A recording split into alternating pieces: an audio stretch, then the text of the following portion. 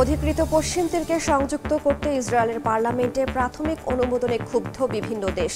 সব ধরনের সমর্থন হারাবে তেল আবিব, হুঁশিয়ারি ট্রাম্পের। রাশিয়ার ভূখণ্ডে টমাহক ক্ষেপণাস্ত্র আঘাত হানলে পরিণাম হবে ভয়াবহ, হুঁশিয়ারি পুতিনের।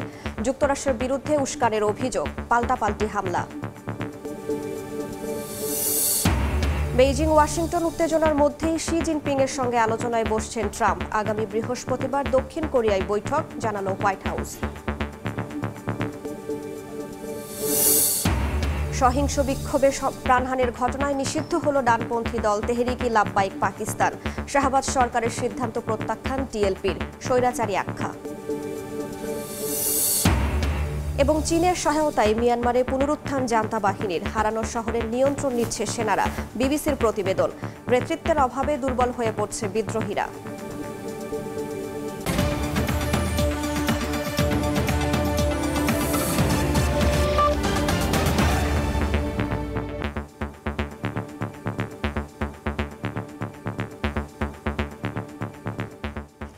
আন্তর্জাতিক সময়ের সঙ্গে আছি আমি রাইসা জান্নাত। গাজা ইস্যুতে আন্তর্জাতিক মহলের চাপের মধ্যেই অধিকৃত পশ্চিম তীরকে সংযুক্ত করতে ইসরায়েলি পার্লামেন্টে একটি বিলে প্রাথমিক অনুমোদনে খেপেছে বিভিন্ন দেশ। ইসরায়েল এমন পদক্ষেপ নিলে যুক্তরাষ্ট্রের সব ধরনের সমর্থন হারাবে বলে হুঁশিয়ারি দিয়েছেন মার্কিন প্রেসিডেন্ট ডোনাল্ড ট্রাম্প। তেল আবিবের এ ধরনের কর্মকাণ্ডে তীব্র নিন্দা জানিয়েছে হামাস। কড়া সমালোচনা করে বিবৃতি দিয়েছে সৌদি আরব, মিশর, কাতার, তুরস্ক সহ অন্তত 14টি দেশ। স্থানীয় সময় বুধবার ইসরায়েলি পার্লামেন্ট নেসেটে অধিকৃত পশ্চিম তীরকে ইসরায়েলের সঙ্গে সংযুক্ত করা ও ইহুদি বসতি সম্প্রসারণ সংক্রান্ত দুটি বিলে প্রাথমিকভাবে অনুমোদন দেয়া হয়। 120 সদস্যের নেসেটে 25-24 ভোটে পাশ হয় বিলটি। আইন হিসেবে কার্যকর হওয়ার আগে মোট 4 ধাপের ভোটাভুটির প্রথম ধাপ ছিল এটি। নেসেটের এক বিবৃতিতে বলা হয়, পশ্চিম তীরে জুডিয়া ও সামারিয়া অঞ্চলে ইসরায়েল রাষ্ট্রের সার্বভৌমত্ব প্রয়োগ করার জন্য প্রাথমিকভাবে বিলটির অনুমোদন দেয়া হয়েছে, যা পররাষ্ট্র ও প্রতিরক্ষা কমিটিতে আরও আলোচনা করা হবে। তবে ইসরায়েল পশ্চিম তীর সংযুক্ত করার পথে হাঁটলে দেশটি যুক্তরাষ্ট্রের সমর্থন হারাবে বলে হুঁশিয়ারি দিয়েছেন মার্কিন প্রেসিডেন্ট ডোনাল্ড ট্রাম্প। টাইম ম্যাগাজিনে দেয়া এক সাক্ষাৎকারে একথা বলেন তিনি। এ সময় ইসরায়েল এমন কিছু করবে না বলেও আশা প্রকাশ করতে দেখা যায় তাকে। ইসরায়েলের পার্লামেন্টে পশ্চিম তীর সংযুক্তির বিষয়ে প্রতীকী ভোটের সমালোচনা করেছেন মার্কিন ভাইস প্রেসিডেন্ট জেডি ভ্যান্স। এটি ট্রাম্পের প্রশাসনের নীতিবিরোধী বলেও মন্তব্য করেন তিনি। অধিকৃত পশ্চিম তীরে ফিলিস্তিনিদের ভূখণ্ড দখল করা নিয়ে ইসরায়েলকে সতর্ক করেন যুক্তরাষ্ট্রের পররাষ্ট্রমন্ত্রী মার্কো রুবিও। নেসেটে গৃহীত পদক্ষেপ এবং পশ্চিম তীরে ইহুদি বসতি স্থাপনকারীদের নৃশংসতা গাজা শান্তি চুক্তির জন্য হুমকি বলেও মন্তব্য করেন তিনি। এদিকে ইসরায়েলের এ ধরনের পদক্ষেপের তীব্র নিন্দা জানিয়েছে ফিলিস্তিনের স্বাধীনতাকামী সংগঠন হামাস। এমনকি নেসেটে ফিলিস্তিনি ভূমি সংযুক্ত করার চেষ্টা দৃঢ়ভাবে প্রত্যাখ্যান করেছে ফিলিস্তিনের পররাষ্ট্র মন্ত্রণালয়ও। বিবৃতি দিয়েছে সৌদি আরব, মিশর, কাতার, পাকিস্তান, তুরস্ক সহ অন্তত 14টি দেশ। তেল আবিবের পশ্চিম তীর দখলের অপচেষ্টাকে আন্তর্জাতিক আইনের লঙ্ঘন বলেও কড়া সমালোচনা করেছে বিভিন্ন দেশ। নাসরিন রুমি, সময় সংবাদ। গাজায় খাদ্য সংকট চরমে পৌঁছেছে। মানবিক সহায়তা পৌঁছাতে ইসরায়েলি বাধাই উপত্যকায় নতুন করে বিপর্যয় নেমে এসেছে। জাতিসংঘের বিশ্ব খাদ্য কর্মসূচি বলছে, চুক্তি অনুযায়ী গাজায় প্রতিদিন প্রায় 2000 টন ত্রাণ প্রবেশের কথা থাকলেও ঢুকছে মাত্র 750 টন খাদ্য। অপুষ্টির কারণে শিশুসহ বাসিন্দারা বিভিন্ন শারীরিক সমস্যার ঝুঁকিতে পড়বে বলে মন্তব্য করেছে জাতিসংঘ। যত দূর চোখ যায় শুধু ধ্বংসস্তূপ আর ধ্বংসস্তূপ। গাজায় যুদ্ধবিরতি কার্যকরের পর যতটা উচ্ছ্বাস নিয়ে বাস্তুচ্যুত ফিলিস্তিনিরা নিজ ভূখণ্ডে এসেছিলেন, এখন তা ধীরে ধীরে ফিকে হতে শুরু করেছে। ইসরায়েলি হামলায় হারাতে হয়েছে পরিবার পরিজন, হারাতে হয়েছে আশ্রয়স্থল। যুদ্ধবিরতি কার্যকরের 2 সপ্তাহ পেরুলেও খাদ্য সংকট আগের মতোই রয়ে গেছে। অনাহার অর্ধাহারে দিন পার করছেন বাসিন্দারা। 10 অক্টোবর যুক্তরাষ্ট্রসহ মধ্যস্থতাকারীদের মাধ্যমে গাজায় যুদ্ধবিরতি কার্যকর হয়। চুক্তি অনুযায়ী প্রতিদিন প্রায় 2000 টন ত্রাণ গাজায় প্রবেশের কথা থাকলেও বর্তমানে প্রতিদিন গড়ে মাত্র 750 টন খাদ্য প্রবেশ করছে। মানবিক সহায়তা পৌঁছাতে ইসরায়েলি বাধাই উপত্যকায় নতুন করে বিপর্যয় নেমে এসেছে বলে জানিয়েছে জাতিসংঘের স্বাস্থ্য সংস্থা WHO। এদিকে জাতিসংঘের জনসংখ্যা তহবিল ইউএনএফপি এর উপনির্বাহী পরিচালক জানান, বর্তমানে গাজায় নবজাতকের 70%ই সময়ের আগে জন্ম নিচ্ছে, যাদের বেশিরভাগই স্বল্প ওজনের। 2023 সালের অক্টোবরে এই হার ছিল মাত্র 20%। এমনকি অপুষ্টি শুধু মায়ের নয়, নবজাতকের ওপরও প্রভাব ফেলবে, যা সারা জীবনের জন্য স্বাস্থ্য সমস্যার ঝুঁকি তৈরি করবে বলেও মন্তব্য করেন তিনি। এমনকি যেসব শুকনো খাবার প্রবেশ করছে তাতেও বাসিন্দাদের প্রয়োজনীয় পুষ্টির চাহিদা মিটছে না বলেও জানান তিনি। এদিকে বৃহস্পতিবার অক্সফাম ও নরওয়েজিয়ান রিফিউজি কাউন্সিল সহ 41টি আন্তর্জাতিক সংস্থা এক খোলা চিঠিতে গাজায় মানবিক সহায়তা প্রবেশে ইসরায়েলের বিরুদ্ধে ইচ্ছাকৃতভাবে বাধা দেওয়ার অভিযোগ এনেছে। এর আগে বুধবার গাজায় ক্ষুধাকে ইসরায়েল অস্ত্র হিসেবে ব্যবহার করছে বলে এক রায়ে জানিয়েছেন আন্তর্জাতিক বিচার আদালত আইসিজে। ঐতিহাসিক এক আইনি মতামতে উপত্যকায় মানবিক সহায়তা পৌঁছানো নিশ্চিত করতে ইসরায়েলকে নির্দেশনা দেন আদালত। নাসরিন রুমি, সময় সংবাদ। লেবাননের পূর্ব ও দক্ষিণাঞ্চলে বিমান হামলা চালিয়েছে ইসরায়েলেতে অন্তত 4 জন নিহত হয়েছেন। স্থানীয় সময়ে বৃহস্পতিবারের এক হামলায় পূর্বাঞ্চলের পার্বত্য এলাকায় 2 জন নিহত হন বলে জানান দেশটি। পরে দক্ষিণ লেবাননে আরেকটি হামলায় নিহত হন আরও 2 জন। হামলার কথা স্বীকার করে ইসরায়েলি সেনাবাহিনী জানিয়েছে তারা সশস্ত্র সংগঠন হিজবুল্লাহর অবস্থান লক্ষ্য করে বিভিন্ন স্থাপনায় হামলা চালিয়েছে। তবে এ বিষয়ে এখনও কোনো মন্তব্য করেনি সংগঠনটি। রাশিয়ার ভূখণ্ডে টমাহক ক্ষেপণাস্ত্র আঘাত হানলে তার পরিণাম হবে ভয়াবহ, ইউক্রেনকে হুঁশিয়ারি দিয়েছেন রুশ প্রেসিডেন্ট ভ্লাদিমির পুতিন। যুক্তরাষ্ট্রের আর সমালোচনা করে পুতিন বলেন, কিয়েভকে এই ধরনের দীর্ঘপাল্লার অস্ত্র দেয়া মূলত যুদ্ধে উস্কানির চেষ্টা ছাড়া কিছুই নয়। যুদ্ধ বন্ধে নানা তৎপরতার মধ্যেও ইউক্রেনের বিভিন্ন স্থানে রুশ হামলায় 2 সাংবাদিক নিহত হয়েছেন। গাজা যুদ্ধের পর এবার ইউক্রেন যুদ্ধ বন্ধে নড়েচড়ে বসেছেন মার্কিন প্রেসিডেন্ট ডোনাল্ড ট্রাম্প। নানা তৎপরতার মধ্যেও কিয়েভে মস্কোর হামলা থেমে নেই। 3.5 বছরের বেশি সময় ধরে চলা যুদ্ধে হামলা পাল্টা হামলায় বাড়ছে প্রাণহানি। তবু বিশ্ব নেতাদের কোনো পদক্ষেপই রাশিয়াকে দমাতে পারছে না। ইউক্রেনের পূর্বাঞ্চলীয় ক্রামাতরস্ক শহরে রুশ ড্রোন হামলায় এবার প্রাণ হারালেন সাংবাদিক সহ বেশ কয়েকজন। স্থানীয় সময় বৃহস্পতিবার দোনেৎস্ক অঞ্চলের গভর্নর এ তথ্য নিশ্চিত করেন। একটি পেট্রোল স্টেশনে গাড়ির ভেতরে অবস্থান করছিলেন তারা। এ সময় রাশিয়ার একটি ল্যান্ডসেট ড্রোন তাদের উপর হামলা চালায়। ইউনেস্কোর তথ্য অনুযায়ী চলমান যুদ্ধে এ পর্যন্ত অন্তত 23 সাংবাদিক নিহত হয়েছেন। একই দিন কিয়েভে ড্রোন হামলায় আহত হন আরও কয়েকজন। রাশিয়ার চেলিয়াবিনস্কের কাছে একটি সামরিক কারখানায় ভয়াবহ বিস্ফোরণে বেশ কয়েকজন নিহত হয়েছেন। কোপেস্ক শহরের ওই প্ল্যান্টে অগ্নিকাণ্ড ড্রোন হামলার সঙ্গে যুক্ত নয় বলে প্রাথমিকভাবে ধারণা করা হচ্ছে। তবে রাশিয়ার রিয়াজান তেল শোধনাগারে ড্রোন হামলার দাবি জানিয়েছে ইউক্রেন। যুদ্ধে ইউক্রেন মার্কিনীদের তৈরি টমাহক ক্ষেপণাস্ত্র ব্যবহার করলে তার পরিণাম ভয়াবহ হবে বলে হুঁশিয়ারি দিয়েছেন রুশ প্রেসিডেন্ট ভ্লাদিমির পুতিন। যুক্তরাষ্ট্রের সমালোচনা করে কিয়েভকে এই ধরনের দীর্ঘপাল্লার অস্ত্র দেয়া মূলত যুদ্ধে উস্কানির চেষ্টা ছাড়া আর কিছু নয় বলে মন্তব্য করেন তিনি। পশ্চিমা নেতাদের উদ্দেশ্যে বলেন, রাশিয়ার ভূখণ্ডে এমন অস্ত্র দিয়ে আঘাত হানা হলে তার প্রতিক্রিয়া কেমন হবে তা নিয়েও ভালোভাবে ভাবা উচিত। এদিকে রাশিয়ার হামলার জবাবে ইউক্রেন কখনোই মার্কিনীদের দেয়া দীর্ঘপাল্লার কোনো অস্ত্র ব্যবহার করেনি বলে জানিয়েছেন প্রেসিডেন্ট জেলেনস্কি। ব্রাসেলসে সাংবাদিকদের সঙ্গে আলাপকালে একথা বলেন তিনি।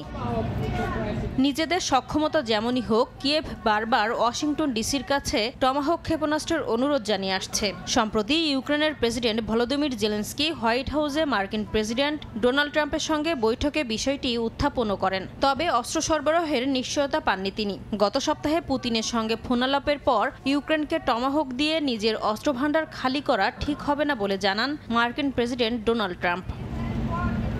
নাসরিন রুমি, সময় সংবাদ। রাশিয়ার জব্দ $162 মিলিয়ন ইউক্রেনকে ঋণ দেওয়ার পরিকল্পনা করছে ইউরোপীয় ইউনিয়ন। তবে এই অর্থ দিয়ে যুক্তরাষ্ট্র নাকি ইউরোপ থেকে অস্ত্র কেনা হবে তা নিয়ে দেখা দিয়েছে বিপত্তি। এদিকে রুশ সম্পদ নেওয়ার পরিকল্পনা করলে ইউকে কঠোর জবাব দেওয়া হবে বলে হুঁশিয়ারি দিয়েছে রুশ পররাষ্ট্র মন্ত্রণালয়। রাশিয়ার জ্বালানি খাতে নিষেধাজ্ঞা জারি করায় ইউরোপীয় ইউনিয়ন ও যুক্তরাষ্ট্রের প্রতি কৃতজ্ঞতা জানিয়েছেন ইউক্রেনের প্রেসিডেন্ট ভলোদিমির জেলেনস্কি। তবে রাশিয়ার ওপর এই নিষেধাজ্ঞার তীব্র নিন্দা জানিয়েছে চীন।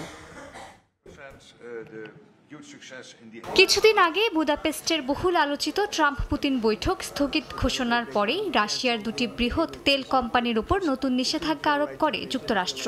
পাশাপাশি ইউরোপীয় ইউনিয়নও রুশ প্রাকৃতিক গ্যাসের উপর ১৯তম নিষেধাজ্ঞা প্যাকেজ আরোপ করে। ব্রাসেলসে ইউরোপের নেতারা ইউক্রেনের অর্থায়নে ১৪০ বিলিয়ন ইউরো ঋণ পরিকল্পনাও চূড়ান্ত করছেন, যার অর্থ আসবে রাশিয়ার জব্দ করা সম্পদ থেকে। তবে ইউর গুরুত্বপূর্ণ তিন দেশ ফ্রান্স, জার্মানি ও ইতালি চায় এই অর্থ দিয়ে যেন ইউরোপের দেশ থেকেই অস্ত্র কেনা হয়, অর্থাৎ এই অর্থ যেন যুক্তরাষ্ট্রের হাতে না যায়। তবে নেদারল্যান্ডস, নর্ডিক ও বাল্টিক দেশগুলোর মতে ইউক্রেনের যুদ্ধক্ষেত্রে অগ্রগতির জন্য যদি মার্কিন অস্ত্র কেনা প্রয়োজন হয় তবে তাই করা উচিত। এ নিয়ে রোববারের বৈঠকে তীব্র মতবিরোধ দেখা দিতে পারে বলে শঙ্কা জানিয়েছে পশ্চিমা গণমাধ্যমগুলো। রাশিয়ার পররাষ্ট্র মন্ত্রণালয় যুক্তরাষ্ট্র ও পশ্চিমাদের এই পদক্ষেপকে অবৈধ হিসেবে আখ্যা দিয়েছে। মুখপাত্র মারিয়া জাখারোভা হুঁশিয়ারি দিয়ে বলেন, রুশ সম্পদ জব্দ করার চেষ্টা করলে ভয়াবহ পরিণতি ভোগ করতে হবে ইউরোপীয় ইউনিয়নের দেশগুলোকে। এই নিষেধাজ্ঞায় ক্ষুব্ধ প্রতিক্রিয়া জানিয়েছে চীন। বেইজিং বলছে, রাশিয়া ইউক্রেন সংকটের সমাধানে চাপ নয়, সংলাপই একমাত্র কার্যকর উপায়। এদিকে ইউক্রেনের প্রেসিডেন্ট ভলোদিমির জেলেনস্কি ব্রাসেলসে ইউরোপীয় কাউন্সিলের বৈঠকে রাশিয়ার উপর নতুন নিষেধাজ্ঞার প্রশংসা করেছেন। জেলেনস্কি জানান, রাশিয়ার উপর চাপ বাড়াতে ইইউ ও যুক্তরাষ্ট্রের এই পদক্ষেপ অত্যন্ত তাৎপর্যপূর্ণ। মালিহা সুহরওয়ার্দী, সময় সংবাদ। চীনের প্রেসিডেন্ট শি জিনপিং এর সঙ্গে আগামী বৃহস্পতিবার সাক্ষাৎ করবেন মার্কিন প্রেসিডেন্ট ডোনাল্ড ট্রাম্প। স্থানীয় সময় বৃহস্পতিবার এক সংবাদ সম্মেলনে কথা জানিয়েছেন হোয়াইট হাউসের প্রেস সেক্রেটারি ক্যারোলিন ল্যাভিট। বলেন, ট্রাম্প শুক্রবার রাতে মালয়েশিয়ার উদ্দেশ্যে যাত্রা করবেন, এরপর দক্ষিণ কোরিয়াতে যাবেন তিনি, যেখানে আগামী বৃহস্পতিবার শি জিনপিং এর সঙ্গে বৈঠকে অংশ নেবেন তিনি। বৈঠকটি এমন সময় অনুষ্ঠিত হতে যাচ্ছে যখন বেইজিংয়ের গুরুত্বপূর্ণ বিরল খনিজ উপাদান রফতানিতে নিয়ন্ত্রণ আরোপ ঘিরে চীন যুক্তরাষ্ট্র বাণিজ্য উত্তেজনা বেড়েছে। ট্রাম্প ও শি জিনপিং এর আসন্ন বৈঠকে চীন ও যুক্তরাষ্ট্রের বাণিজ্য উত্তেজনা কমতে পারে বলে মনে করছেন বিশ্লেষকরা। গত বছর সব মিলিয়ে দুই দেশের মধ্যে প্রায় $585 বিলিয়ন বাণিজ্য হয়েছে, তবে বাণিজ্য ঘাটতি ছিল প্রায় $295 বিলিয়ন। আগামী মাস থেকে চীনের পণ্যে 155% শুল্ক কার্যকরের হুমকি দিয়েছেন যুক্তরাষ্ট্রের প্রেসিডেন্ট ডোনাল্ড ট্রাম্প। বিশ্বের বৃহত্তম দুই অর্থনীতির দেশের পাল্টাপাল্টি শুল্ক নির্ধারণ বাণিজ্য যুদ্ধে রূপ নিয়েছে। এই অর্থনৈতিক শক্তিধর দুই দেশের মধ্যে গত বছর সব মিলিয়ে প্রায় $585 বিলিয়ন মূল্যের পণ্য বাণিজ্য হয়েছে। চীন থেকে যুক্তরাষ্ট্র আমদানি করেছে $440 বিলিয়ন মূল্যের পণ্য, আর যুক্তরাষ্ট্র থেকে চীন আমদানি করেছে $145 বিলিয়ন মূল্যের পণ্য। এর ফলে 2024 সালে চীনের সঙ্গে যুক্তরাষ্ট্রের বাণিজ্য ঘাটতির পরিমাণ দাঁড়িয়েছিল $295 বিলিয়ন। এই ঘাটতি বেশ উল্লেখযোগ্য এবং এর পরিমাণ মার্কিন অর্থনীতির প্রায় 1% সমান। যুক্তরাষ্ট্র থেকে চীন সবচেয়ে বেশি আমদানি করেছে সয়াবিন। এছাড়া ওষুধ, পেট্রোলিয়াম, গাড়ি, ভ্যাকসিন, বিউটি অ্যান্ড স্কিন কেয়ারের পণ্য, তুলা, ভুট্টা ও প্লাস্টিকের পণ্য চীনে রপ্তানি করেছে যুক্তরাষ্ট্র। অন্যদিকে চীন থেকে প্রচুর পরিমাণে ইলেকট্রনিক্স আইটেম, কম্পিউটার এবং খেলনা আমদানি করেছে যুক্তরাষ্ট্র। তবে সবচেয়ে বেশি আমদানি করা হয়েছে স্মার্টফোন। এর পরিমাণ মোট আমদানির 9%। এই সমস্ত স্মার্টফোনের একটা বড় অংশ যুক্তরাষ্ট্রভিত্তিক বহুজাতিক প্রতিষ্ঠান অ্যাপলের জন্য চীনে তৈরি করা হয়।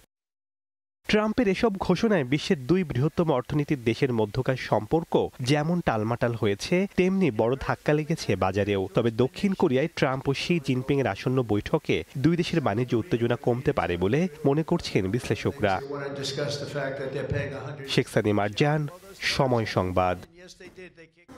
আন্তর্জাতিক সময় আরও থাকছে। ভারতের অন্ধ্রপ্রদেশে যাত্রীবাহী বাস মোটরসাইকেল সংঘর্ষ, ভয়াবহ সড়ক দুর্ঘটনায় নিহত 11, আহত অন্তত 15। সহায়তার আশ্বাস রাজ্য সরকারের।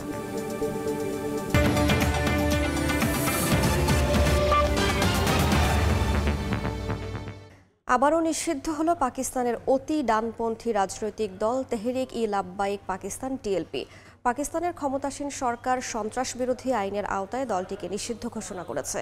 সম্প্রতি ইসরায়েল বিরোধী বিক্ষোভে পুলিশের সঙ্গে সংঘর্ষে 5 জন নিহত হওয়ার কয়েকদিন পর মন্ত্রিসভা এই নিষেধাজ্ঞার অনুমোদন দেয়।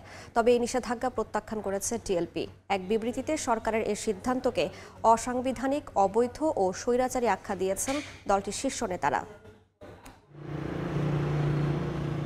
অতি ডানপন্থী রাজনৈতিক দল তেহরিক-ই-লাব্বাইক পাকিস্তান টিএলপিকে নিষিদ্ধ ঘোষণা করেছে পাকিস্তানের মন্ত্রিসভা।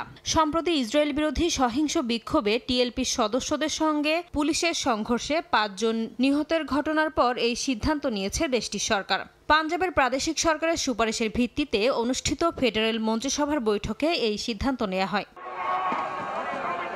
প্রধানমন্ত্রীর দফতর থেকে এক বিবৃতিতে জানানো হয়, মন্ত্রিসভা সর্বসম্মতভাবে এই নিষেধাজ্ঞা অনুমোদন করেছে। তেহরিক-ই-লাব্বাইক পাকিস্তান টিএলপি প্রায়ই সহিংস বিক্ষোভ কর্মসূচি পালন করে আসছে বলেও বিবৃতিতে উল্লেখ করা হয়েছে। সড়ক অবরোধ ও বিশৃঙ্খলা সৃষ্টি সহ আন্দোলনের নামে বিভিন্ন সময় সহিংসতা উস্কে দিয়েছে সংগঠনটি। তবে এই নিষেধাজ্ঞা প্রত্যাখ্যান করেছে টিএলপি। এক বিবৃতিতে সরকারের এই সিদ্ধান্তকে অসাংবিধানিক, অবৈধ ও স্বৈরাচারী আখ্যা দিয়েছেন দলটির শীর্ষ নেতারা।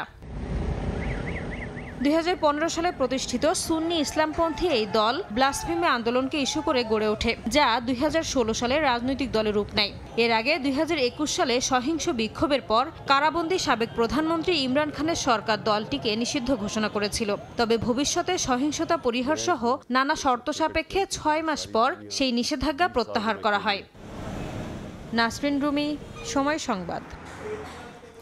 মিয়ানমারে পাল্টে গেছে বিদ্রোহী গোষ্ঠীগুলোর গণতান্ত্রিক সংগ্রামের চিত্র। চীনের সহায়তায় পুনরুত্থান হচ্ছে জান্তা বাহিনীর। বিদ্রোহীদের কাছে হারানো শহরগুলো ফের নিয়ন্ত্রণে নিচ্ছে সেনারা। বিবিসির এক প্রতিবেদন বলছে, চীনের সরাসরি সহযোগিতায় জান্তা সরকারকে শক্ত অবস্থানে ফেরাচ্ছে। অন্যদিকে ঐক্যহীনতা, নেতৃত্বের অভাব এবং সরঞ্জাম ঘাটতির কারণে দুর্বল হয়ে পড়ছে বিদ্রোহী গোষ্ঠীগুলো। এদিকে অনলাইন প্রতারণা নেটওয়ার্কের ঘাঁটিতে ব্যাপক অভিযানের জেরে প্রায় 700 বিদেশি পালিয়ে ঢুকে গেছে থাইল্যান্ডে। একসময় মিয়ানমারের উত্তরাঞ্চলের শান প্রদেশে কিয়াওকমে শহর ছিল বিদ্রোহী গোষ্ঠীগুলোর সাফল্যের প্রতীক। এশিয়ান হাইওয়ে 14 বা দ্বিতীয় বিশ্বযুদ্ধের বার্মা রোডের ওপর অবস্থিত এই শহরটি দখলে নেয়ার পর বিদ্রোহীদের মনোবল বহুগুণে বেড়ে যায়। তবে ব্যাপক সংঘাতের পর শহরটি নিয়ন্ত্রণ ফেরত নিয়েছে জান্তা সেনারা। বিবিসির এক প্রতিবেদন বলছে, চীনা ড্রোন, যুদ্ধবিমান ও আধুনিক অস্ত্রের সহায়তায় এই সফলতা পেয়েছে সামরিক বাহিনী। প্রতিনিয়ত বিমান হামলায় কিয়াওকমে ও পার্শ্ববর্তী হিসপাও শহরের বড় অংশ এখন ধ্বংসস্তূপ। তাআং ন্যাশনাল লিবারেশন আর্মির মুখপাত্র বিবিসিকে জানান, সেনারা এখন আগের চেয়ে বেশি সজ্জিত আর তাদের আক্রমণ আরও নিখুঁত হয়েছে। বিশ্লেষকরা বলছেন, চীনের সরাসরি সহযোগিতায় মিয়ানমার জান্তাকে শক্ত অবস্থানে ফেরাচ্ছে। বিবিসির প্রতিবেদনে বলা হয়, বেইজিং কেবল অস্ত্রই দেয়নি, হাজারো ড্রোন সরবরাহ করেছে। এমনকি বিভিন্ন আন্তর্জাতিক সংগঠন মিয়ানমারের আসন্ন নির্বাচনের স্বচ্ছতা ও বৈধতা নিয়ে প্রশ্ন তুললেও চীন ডিসেম্বরে হতে যাওয়া ভোট গ্রহণকে প্রকাশ্যে সমর্থন দিচ্ছে। এমন এক ভোট যেখানে অং সান সুচির দল অংশ নিতে পারবে না। বিভিন্ন বিদ্রোহী গোষ্ঠীর মধ্যে ঐক্যহীনতা, নেতৃত্বের অভাব এবং সরঞ্জাম ঘাটতির কারণে তারা দুর্বল হয়ে পড়েছে। চীনের কড়া সীমান্ত নিয়ন্ত্রণের ফলে তারা ড্রোন ও অস্ত্র সংগ্রহও করতে পারছে না। বিবিসি বলছে, সীমান্তে থাকা বিদ্রোহী গোষ্ঠীগুলোকেও যুদ্ধবিরতিতে বাধ্য করছে বেইজিং। যারা অমান্য করেছে তাদের সীমান্ত বন্ধ করে বা নেতাদের আটক করে চাপ দেয়া হচ্ছে। এদিকে সীমান্ত ঘেঁষা কাইন রাজ্যের কেকে পার্কে বহুদিন ধরে চলা অনলাইন প্রতারণা নেটওয়ার্কের ঘাঁটিতে ব্যাপক অভিযানের জেরে প্রায় 700 বিদেশি পালিয়ে ঢুকে গেছে থাইল্যান্ডে। থাই সেনাবাহিনীর তথ্য অনুযায়ী আটককৃতদের বেশিরভাগই ভারত ও চীনের নাগরিক। বিভিন্ন গণমাধ্যম জানায়, এসব প্রতারণার কাজে স্টারলিংকের ইন্টারনেট ব্যবহার করা হতো। বিষয়টি প্রকাশ হওয়ার পরই সংশ্লিষ্ট সেন্টারগুলোর কয়েক হাজার ডিভাইস বন্ধ করে দেওয়ার ঘোষণা দিয়েছে স্পেসএক্স। মালিহা সুহরওয়ার্দী, সময় সংবাদ। দেখছেন আন্তর্জাতিক সময়, সঙ্গেই থাকুন। যুক্তরাষ্ট্রে অভিবাসী বিরোধী অভিযানের ঘটনায় উত্তেজনা বাড়ছে। ম্যানহাটনে এক আফ্রিকান ব্যবসায়ীকে গ্রেফতারের ঘটনাকে কেন্দ্র করে উত্তাপ ছড়িয়েছে। ইমিগ্রেশন অ্যান্ড কাস্টম এনফোর্সমেন্টকে নিউ ইয়র্ক থেকে বেরিয়ে যাওয়ার স্লোগানে মুখরিত হয়ে ওঠে ক্যানাল স্ট্রিট। এদিকে ট্রাম্পের দ্বিতীয় মেয়াদে ক্ষমতা নেয়ার পর 10 মাসে প্রায় 5 লাখ অবৈধ অভিবাসীকে গ্রেফতার করা হয়েছে। বিগত 50 বছরেরও বেশি সময় ধরে যুক্তরাষ্ট্রে হু করে বাড়ছে অভিবাসীর সংখ্যা। সমান্তালে বাড়ছিল অবৈধভাবে অভিবাসন প্রত্যাশীর সংখ্যাও। তবে মার্কিন প্রেসিডেন্ট ডোনাল্ড ট্রাম্প দ্বিতীয় মেয়াদে ক্ষমতা নেয়ার পর সেই সূচক নেমেই চলেছে। কমেছে 10 লাখের বেশি অভিবাসীর সংখ্যা। এমনকি ইমিগ্রেশন অ্যান্ড কাস্টম এনফোর্সমেন্ট আইসের হাতে গ্রেপ্তার হয়েছেন প্রায় 5 লাখ অবৈধ অভিবাসী। এরই ধারাবাহিকতায় স্থানীয় সময়ে মঙ্গলবার নিউ ইয়র্কের ম্যানহাটনের রাস্তায় থাকা এক আফ্রিকান ব্যবসায়ীকে গ্রেপ্তার করে আইস। শুধু আফ্রিকান ব্যবসায়ী নন, ধরপাকড় চালানো হয় ক্যানাল স্ট্রিটের থাকা ব্যবসায়ীদের ওপরও। এ ঘটনার সময় চারপাশে থাকা বিক্ষুব্ধ স্থানীয়রা চিৎকার করে, কেউ কেউ ভিডিও করেন হাতে থাকা মুঠোফোনে। এমনকি প্রতিবাদকারীদের ধাক্কাও দেন আইস কর্মকর্তারা। তবে সামাজিক যোগাযোগ মাধ্যমে সে ভিডিও ভাইরাল হলে ক্ষোভে ফুঁসে ওঠে অভিবাসী ও স্থানীয়রা। পরদিন ঠিক একই স্থানে জড়ো হন শত শত মানুষ। তারা নিউ ইয়র্ক থেকে আইস কর্মকর্তাদের বেরিয়ে যেতে স্লোগান দেন। সেই মনেও আইস লেখা প্ল্যাকার্ড হাতে নিয়ে বিক্ষোভকারীরা বলেন, আজ হোক কিংবা কাল সবার উপরে চড়াও হবে ট্রাম্পের এই বিশেষ বাহিনী। তাই নৈতিক দায়িত্ব থেকে সবাইকে বিক্ষোভে অংশ নেয়ার আহ্বান জানান প্রতিবাদকারীরা। ডিপার্টমেন্ট অফ হোমল্যান্ড সিকিউরিটি জানায়, মঙ্গলবারের অভিযানে মালি, সেনেগাল, মৌরিতানিয়া ও গিনি থেকে যাওয়া অন্তত 9 জনকে গ্রেপ্তার করা হয়েছে। তাদের মধ্যে কয়েকজনের নামে আগে থেকে ফৌজদারি মামলা ছিল বলেও অভিযোগ করেন তারা। এর মধ্যেই আইসের অভিযানের ছবি ও ভিডিও সংগ্রহ করে নিজ দপ্তরে পাঠানোর আহ্বান জানিয়েছেন নিউ ইয়র্কের attorney general Letitia James. Nadim Marjan, সময় সংবাদ। নিউজিল্যান্ডে বেতন বৃদ্ধি ও নিরাপদ কর্মপরিবেশের দাবিতে বিক্ষোভ করেছে 1 লাখের বেশি সরকারি কর্মী। মেগা স্ট্রাইক নামে পরিচিত এই কর্মবিরতিতে অংশ নেন 60,000 শিক্ষক, 40,000 চিকিৎসক ও নার্স। দেশটির ইতিহাসে সবচেয়ে বড় ধর্মঘট বলে জানা গেছে। বিক্ষোভকারীদের অভিযোগ, অপ্রতুল বেতন, কর্মী সংকট ও কাজের চাপ জনসেবা খাতকে ঝুঁকির মুখে ফেলেছে। অন্যদিকে সরকারি ধর্মঘটকে রাজনৈতিকভাবে প্রভাবিত ও অপ্রয়োজনীয় বলে মন্তব্য করেছে। দেশটির প্রধানমন্ত্রীর দাবি, সরকার আলোচনার টেবিলে সমাধানের প্রস্তাব দিচ্ছে, অথচ ইউনিয়ন নেতারা রাস্তায় নেমে আন্দোলন করছে। ভারতের অন্ধ্রপ্রদেশে ভয়াবহ সড়ক দুর্ঘটনায় অন্তত 11 জন নিহত হয়েছেন। আহত হয়েছেন আরও 15 জন। পুলিশ জানে, স্থানীয় সময় শুক্রবার ভোরে হায়দ্রাবাদ থেকে বেঙ্গালুরুগামী একটি ভলভো বাস মোটরসাইকেলের সঙ্গে সংঘর্ষের পর আগুন ধরে যায়। মুহূর্তেই পুড়ে যায় বাসটি। খবর পেয়ে দ্রুত ঘটনাস্থলে পৌঁছে আগুন নিয়ন্ত্রণে আনে দমকল কর্মীরা। আহতদের স্থানীয় হাসপাতালে ভর্তি করা হয়েছে। নিহতদের শনাক্তের কাজ চলছে। এ ঘটনায় শোক জানিয়েছেন মুখ্যমন্ত্রী চন্দ্রবাবু নাইডু। নিহতদের পরিবারের প্রতি সমবেদনা জানিয়ে সহায়তার আশ্বাস দিয়েছে রাজ্য সরকার। আন্তর্জাতিক সময় আরও থাকছে। ইতালিতে ফ্যামিলি ভিসা জটিলতার অবসান, বাধ্যতামূলক করা হলো অনুমতিপত্র ইস্যু করার বিধান। প্রতারণার প্রমাণ পেলে দেয়া হবে 1 বছরের অবস্থানের অনুমতি। দীপাবলির আতশবাজির রেশ এবার ভারতের সীমান্ত পেরিয়ে পৌঁছেছে পাকিস্তানে। তীব্র বায়ু দূষণে ঢেকে গেছে পাঞ্জাবের লাহোর। শহরটির বাতাস অত্যন্ত অস্বাস্থ্যকর পর্যায়ে পৌঁছেছে। পরিস্থিতি মোকাবিলায় পদক্ষেপ নিয়েছে স্থানীয় প্রশাসন। দক্ষিণ এশিয়ার অন্যতম দূষিত শহর পাকিস্তানের লাহোর আবারও শ্বাসরুদ্ধকর পরিস্থিতিতে পড়েছে, যেখানে প্রতিটি নিঃশ্বাস এখন এক নতুন লড়াই। রাস্তা, গাছপালা, ভবন সবকিছু ঢেকে গেছে ঘন ধোঁয়ায়। যানবাহনের আলো প্রায় অদৃশ্য, বাতাসে শ্বাস নেওয়াই কষ্টকর। সুইস মনিটরিং গ্রুপ IQAir এর তথ্য অনুযায়ী বুধবার মধ্যরাতে লাহোরের AQI পৌঁছায় 255, যা অস্বাস্থ্যকর মাত্রা। দুপুর নাগাদ তার সামান্য কমে 190-তে নামে। তবে তখনও বাতাস ছিল অস্বাস্থ্যকর শ্রেণীতে। স্থানীয়রা বলছেন, এই ধোঁয়া শুধু শহরের জীবন নয়, মানুষের শরীরকেও বিষিয়ে তুলেছে। কুয়াশার মতো ধোঁয়ায় সকালে কিছুই দেখা যায় না। হাসপাতালে গিয়ে দেখুন, চোখ জ্বালা, কাশি, শ্বাসকষ্টে ভর্তি মানুষে ভরে গেছে। তবু কাজ বন্ধ রাখা যায় না। একটা প্যারাসিটামল খেয়ে কাজ চালিয়ে যেতে হয়। দীপাবলির পর থেকে লাহোরের বাতাস আরো দূষিত হয়েছে। ভারতে ফোটানো আতশবাজির ধোঁয়া সীমান্ত পেরিয়ে এসেছে। চোখ জ্বালা পোড়া, হাঁচি কাশিতে সবাই ভুগছে। বিশেষজ্ঞরা বলছেন, শীত মৌসুমে ঠান্ডা ও ভারী বাতাস দূষণ আটকে রাখে, যার ফলে যানবাহনের ধোঁয়া, শিল্প কারখানার ধুলা ও কৃষিজ খড় পোড়ানো মিলিয়ে তৈরি হয় ভয়াবহ দূষিত বায়ু। এবছর তার সঙ্গে যোগ হয়েছে দীপাবলির আতশবাজির ধোঁয়া। ধোঁয়ায় আচ্ছন্ন লাহোরের আকাশ এখন বিষাক্ত কুয়াশার শহর। প্রাদেশিক সরকার পরিস্থিতি মোকাবেলায় অ্যান্টি স্মোক গান ব্যবহার এবং দূষণ ছড়ানো শিল্প প্রতিষ্ঠানগুলোর ওপর নজরদারি বাড়ানোর নির্দেশ দিয়েছে। তবে এখন পর্যন্ত দূষণ কমার কোনো লক্ষণ দেখা যায়নি।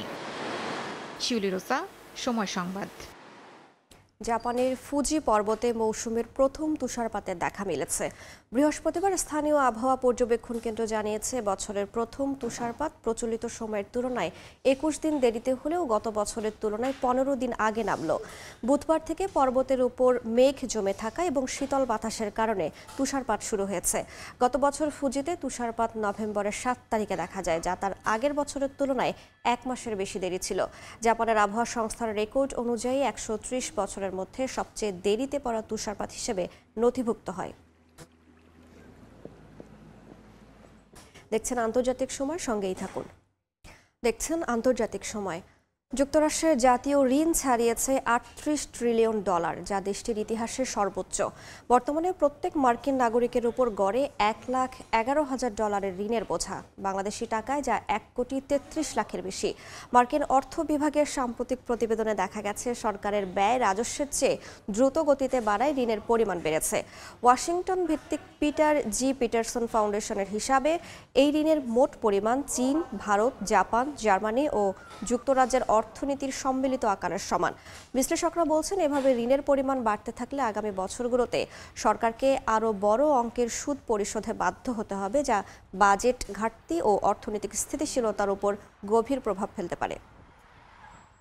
তিউনিসিয়া উপকূলে অভিবাসন প্রত্যাশীদের বহনকারী একটি নৌকা ডুবে অন্তত 40 জন মারা গেছেন। জীবিত উদ্ধার করা হয়েছে প্রায় 30 জনকে। বুধবার এক প্রতিবেদনে এই তথ্য জানিয়েছে বার্তা সংস্থা রয়টার্স। এতে বলা হয়, অবৈধভাবে ভূমধ্যসাগর পাড়ি দিতে গিয়ে নৌকাটি ডুবে গেলে প্রাণহানির ঘটনা ঘটে। বেশিরভাগই আফ্রিকার বিভিন্ন দেশের নাগরিক। এই ঘটনায় এবছরের অন্যতম ভয়াবহ সামুদ্রিক দুর্ঘটনা বলে জানিয়েছেন এক কর্মকর্তা।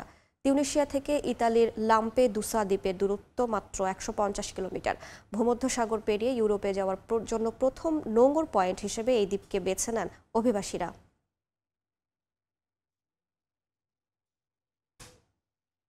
ভেনেজুয়েলার পারামিলো বিমানবন্দরে উড্ডয়নের পরপরই বিধ্বস্ত হয়েছে একটি টুইন ইঞ্জিন চাইন বিমান। দুর্ঘটনায় নিহত হয়েছেন বিমানে থাকা 2 আরোহী।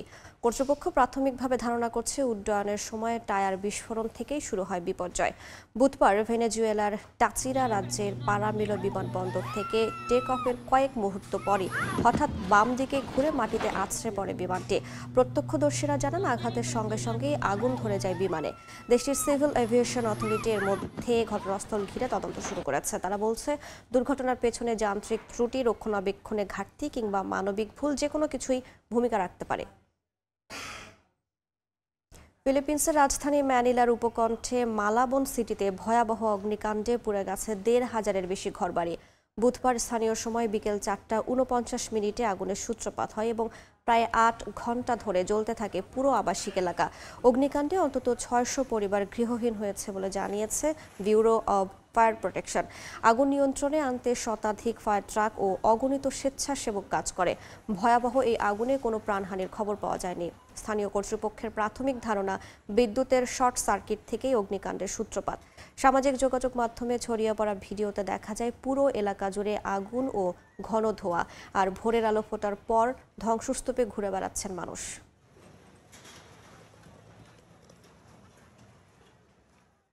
দেখছেন আন্তর্জাতিক সময়, সঙ্গেই থাকুন। দেখছেন আন্তর্জাতিক সময়। ফ্যামিলি ভিসার জটিলতার অবসান ঘটিয়েছে ইতালি সরকার। অধ্যাদেশ জারির মাধ্যমে 150 দিনের মধ্যে ফ্যামিলি ভিসার অনুমতিপত্র ইস্যু করার বিধান বাধ্যতামূলক করেছে। এছাড়া ইতালিতে আসা কোনো প্রবাসী প্রতারণার শিকার হয়েছে মর্মে প্রমাণ সাপেক্ষে পেতে পারেন 1 বছরের অবস্থানের অনুমতি। সরকারের এই সিদ্ধান্তকে স্বাগত জানিয়েছেন ইমিগ্রেশন বিশেষজ্ঞরা। ইতালি থেকে হাসান মাহমুদের তথ্যচিত্রের রিপোর্ট। ইতালিতে ফ্যামিলি ভিসার আবেদনপত্র দিনের পর দিন অকারণে আটকে রাখার অভিযোগ দীর্ঘদিনের। ইতালি প্রবাসী বাংলাদেশিরা এ কারণে সময়মতো তাদের পরিবার আনতে ব্যর্থ হচ্ছেন। বিষয়টি নিয়ে নানা ধরনের সমালোচনার পর এবার ইতালি সরকারের নজর পড়েছে। অভিযোগের প্রেক্ষিতে বর্তমান সরকার একটি অধ্যাদেশের মাধ্যমে ফ্যামিলি ভিসার অনুমতিপত্র 150 দিনের মধ্যে ইস্যু করার বিধান বাধ্যতামূলক করেছে। এছাড়া ইতালিতে বৈধভাবে এসে প্রতারণার শিকার হয়েছেন প্রমাণ করতে সক্ষম হলে অভিবাসীরা 1 বছর অবস্থানের অনুমতি পেতে পারেন। একই সুবিধা পাবেন স্পন্সর ভিসায় আসা প্রবাসীরা।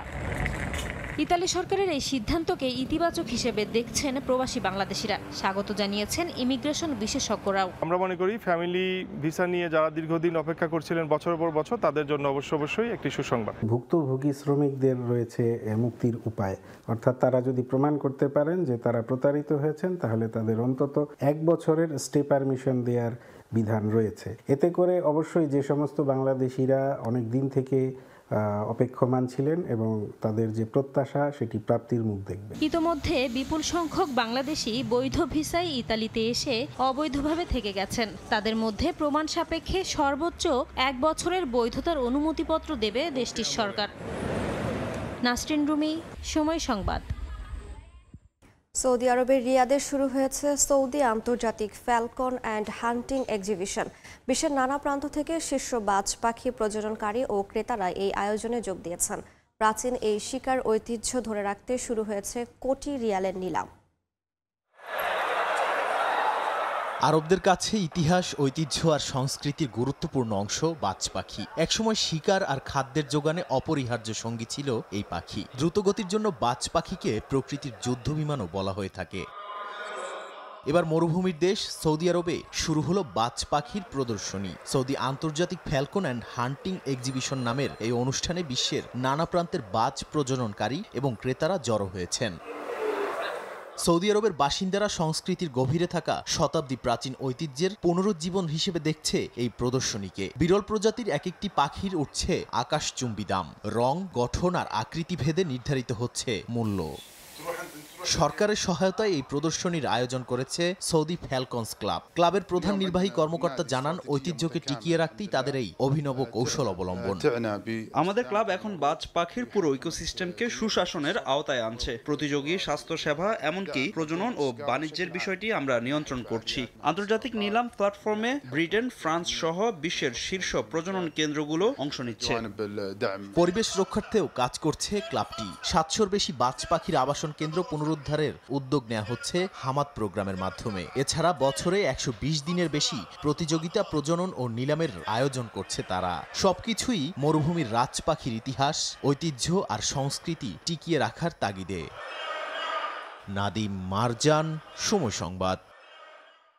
দেখছেন আন্তর্জাতিক সময়, সঙ্গেই থাকুন। দেখছেন আন্তর্জাতিক সময়। পেরুর অন্তর্বর্তী প্রেসিডেন্ট হোসে জেরি রাজধানী লিমায় 30 দিনের জরুরি অবস্থা ঘোষণা করেছেন। সাম্প্রতিক সহিংস বিক্ষোভ ও অপরাধ দমনে এই সিদ্ধান্ত নিয়েছেন তিনি। টেলিভিশনে দেয়া ভাষণে জেরি অপরাধ দমনে আক্রমণাত্মক কৌশলের ইঙ্গিত দেন। জরুরি অবস্থার ফলে সেনাবাহিনী রাস্তায় টহল দিতে পারবে আর জনসমাবেশ সহ মৌলিক অধিকার সীমিত থাকবে। দেশজুড়ে অপরাধ ও দুর্নীতি বিরোধী বিক্ষোভ তীব্র আকার ধারণ করলে এই সিদ্ধান্ত জানায় প্রশাসন। এবছর দেশটিতে চাঁদাবাজির ঘটনা বেড়ে 30% পৌঁছেছে আর হত্যাকাণ্ডের সংখ্যাও গত বছরের তুলনায় বেড়েছে। ধাতব অংশ আর পুরানো গাড়ির যন্ত্রাংশ দিয়ে দৃষ্টিনন্দন শিল্পকর্ম তৈরি করছেন ইরাকের এক সাধারণ মেকানিক।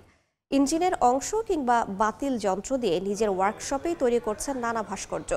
শখের বশে শুরু করা এই শিল্পকর্ম এখন পরিবেশ সচেতনতা বাড়াচ্ছে। ইরাকের নাজাফের এক ব্যস্ত ওয়ার্কশপে পুরনো গাড়ির engine, gear, tyre, gas cylinder আর মরিচা ধরা ধাতব টুকরো পাচ্ছে নতুন রূপ। বাতিল যন্ত্রাংশ থেকে গিটার, মাছ, কুকুর, হরিণ সবই রঙিন ভাস্কর্যে পরিণত করছেন সাধারণ মেকানিক হুসাইন দাউদ। প্রথমে এটি নিছক শখ ছিল বলে জানান হুসাইন, কিন্তু ধীরে ধীরে বুঝতে পারেন এটা কেবল শিল্প নয়, বরং স্ক্র্যাপ আর্ট, যা পরিবেশকে রক্ষা করার এক গুরুত্বপূর্ণ বার্তা বহন করে। শুরুতে এটা আমার শখ ছিল, পরে বুঝি এটা আসলে এক ধরনের শিল্প যা পরিবেশকে রক্ষা করতে ধাতব বর্জ্য ও ব্যবহৃত টায়ারকে নতুন আকারে ফিরিয়ে আনে। এখন অনেকেই আমার কাজ পছন্দ করে, ফলে এটা আমার ব্যবসাও পরিণত হয়েছে। হুসাইনের ওয়ার্কশপে প্রতিটি ভাস্কর্যের অংশ বাছাই করা হয় যত্ন সহকারে। ইঞ্জিনের অংশ, গিয়ার কিংবা স্ক্র্যাপ মেটাল সবই যেন পায় নতুন জীবন। ওরা যখন পুরনো যন্ত্রাংশ বদলে ফেলে, আমি সেগুলো নিয়ে আসি। ইঞ্জিনের ভেতরে কিছু অংশ খুব সুন্দর হয়, যেগুলো আমার ভাস্কর্যে বিশেষ সৌন্দর্য যোগ করে। তার তৈরি শিল্পকর্মের একটি এখন শোভা পাচ্ছে ইরাকের আল কাদিসিয়া প্রদেশের একটি তেল বিতরণ কোম্পানির সামনে, যেখানে একটি মুষ্টিবড় সারিবদ্ধ হাতের মাঝে রয়েছে একটি রেঞ্জ, যা শক্তি ও পরিশ্রমের প্রতীক। আমরা অনেক ডিজাইন ভেবে শেষ পর্যন্ত মুষ্টি আর রেঞ্জ বেছে নেই। শক্তি ও শ্রম এই দুটি প্রতীক একত্র করেছি। হুসেইন দাউদের কাজ আমাদের অনুপ্রাণিত করেছে এবং তার শিল্প এখন আমাদের গর্ব। দাউদের স্বপ্ন তার স্ক্র্যাপ আর্ট একদিন আন্তর্জাতিক পর্যায়ে পৌঁছবে, যেখানে উদ্যান, পার্ক ও সড়কের পাশে তার শিল্পকর্ম মানুষকে মনে করিয়ে দিবে বাতিল যন্ত্রাংশ হতে পারে সৌন্দর্যের উৎস। শিউলি রোজা, সময় সংবাদ। ঠান্ডায় জমে থাকা আইসল্যান্ডে প্রথমবারের মতো শনাক্ত হলো এক প্রজাতির মশা, যা আগে কেবল ইউরোপ ও উত্তর আমেরিকায় দেখা যেত। বিজ্ঞানীরা বলছেন, বৈশ্বিক উষ্ণায়নের প্রভাবেই বদলে যাচ্ছে দেশটির পরিবেশ, তৈরি হচ্ছে নতুন জীববৈচিত্র্যের আবাস। আইসল্যান্ডে দেখা মিলল এমন কিছু যা আগে কখনো দেখেননি বিজ্ঞানীরা। ঠান্ডা আবহাওয়ার বাধা পেরিয়ে এবার ক্ষুদ্র প্রাণীটির আবির্ভাব ঘটেছে দেশটিতে। বৈশ্বিক উষ্ণায়নের প্রভাবে বদলে যাচ্ছে আইসল্যান্ডের প্রকৃতি।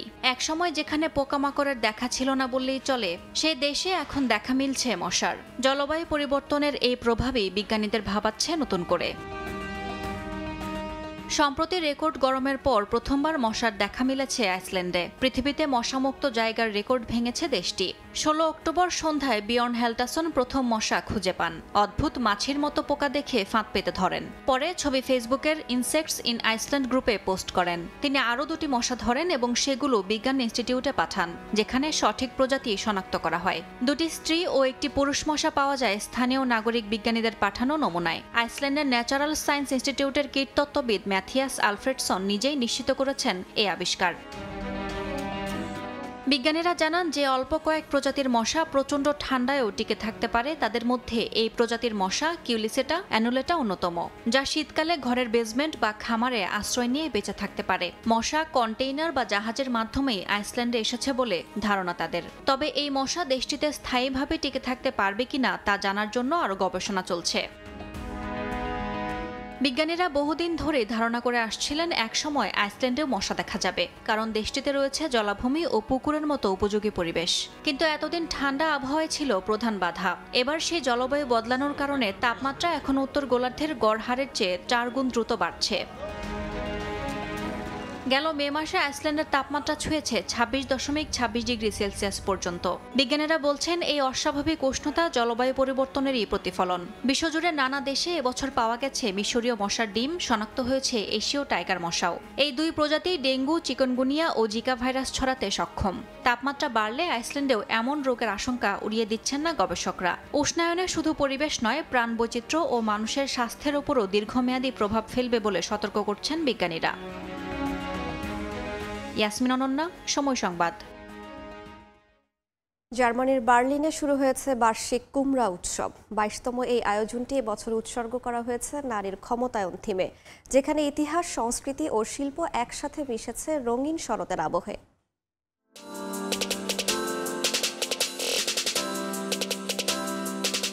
শীতের শুরুতে জার্মানির ক্লাইস্টো শহর জুড়ে ছড়িয়ে পড়েছে রঙিন কুমড়ার উৎসব। 500 প্রজাতির 1 লাখেরও বেশি কুমড়া নিয়ে সাজানো হয়েছে পুরো এলাকা, যেখানে প্রতি বছরই এক বিশেষ থিমে গড়া হয় বিশাল ভাস্কর্য ও প্রদর্শনী। এবছরের থিম নারীর ক্ষমতায়ন, যারা ইতিহাস ও সংস্কৃতিতে রেখেছেন গভীর ছাপ। উৎসবে প্রদর্শিত হয়েছে বিখ্যাত নারীদের প্রতিকৃতি, ফ্রিদা কাহলো, জোয়ান অফ আর্ক, ক্লিওপেট্রা, এমনকি শিশুতোষ চরিত্র পিপি লংস্টকিং পর্যন্ত। প্রতিটি ভাস্কর্যই তৈরি হয়েছে শত শত কুমড়া জোড়া দিয়ে। কারো পোশাকের রঙে ছোট কমলা কুমড়া, কারো চুলে বাদামি কুমড়া। আমাদের এবছরের কুমড়া প্রদর্শনীর থিম হলো নারীর ক্ষমতায়ন। ফ্রিদা কাহলো থেকে পিপি লংস্টকিং, কোকো শ্যানেল সহ আরো অনেক চরিত্র তুলে ধরা হয়েছে। আয়োজকরা বলেন, উৎসবে প্রদর্শিত 500 প্রজাতির কুমড়া এসেছে দক্ষিণ আমেরিকা, উত্তর আমেরিকা সহ পৃথিবীর নানা প্রান্ত থেকে। দর্শনার্থীরা এখানে শুধু ভাস্কর্যই দেখছেন না, উপভোগ করছেন কুমড়া দিয়ে তৈরি নানা রকম খাবারও। প্রদর্শনীর সবচেয়ে আকর্ষণীয় ভাস্কর্য পাওয়ার ওম্যান। বহু হাতে তৈরি এই নারী মূর্তিতে প্রতিফলিত হয়েছে দৈনন্দিন জীবনের পরিশ্রম ও শক্তির প্রতীক। অনেক দর্শনার্থী বলছেন, শিল্পীদের শ্রম আর সৃজনশীলতায় তৈরি এসব ভাস্কর্য সত্যিই অনুপ্রেরণাদায়ক।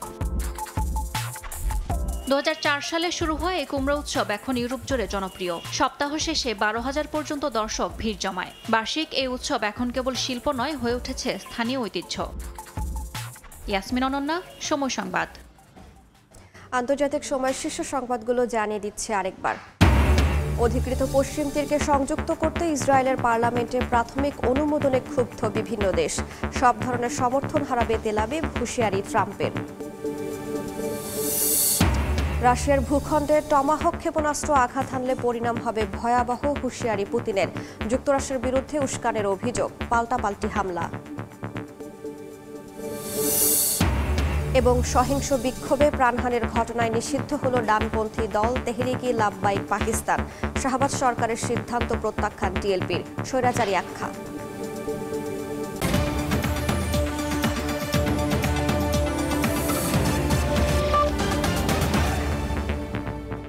এই ছিল আন্তর্জাতিক সময়ের পর সময় সংবাদ নিয়ে আসছে কিছুক্ষণ পরই, সঙ্গেই থাকুন সময়ের।